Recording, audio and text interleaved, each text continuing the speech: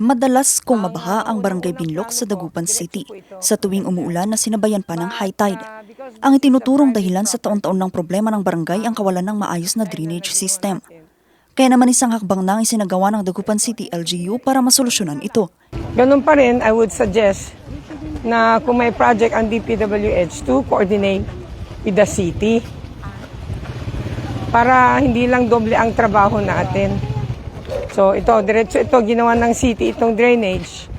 Kasi nga, gumawa ang DPWH, walang drainage. So humabol na lang kami, rinimedyohan na namin. Sakaling matapos, malaki ang may tutulong ng proyekto. May budget tayo ng 2027. We will connect the drainage of China dito sa Japan para maduktong doon sa outlet. Kasi napakahirap po talaga pag walang outlet ang mga drainage, wala hong lalabasan ng tubig. Samantala, nagpapatuloy rin ang konstruksyon ng kalsada sa St. Therese Road sa Barangay Pogo Chico. Bahagi ito ng halos 5 milyong pisong proyekto ng lokal na pamahalaan na layong mapabuti ang akses ng mga residente at mapadali ang pagbiyahe sa lugar.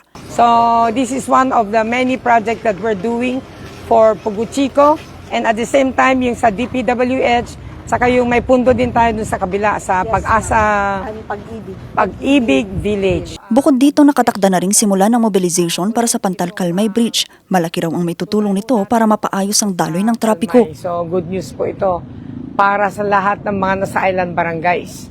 So mababawasan na tayo ng traffic sa Dagupan. Sa ngayon, patuloy ang ginagawang pagsisikap ng pamahalang lungsod upang matiyak ang komportableng buhay para sa bawat Dagupenyo. Vanessa Bugtong para sa Nation on the Move.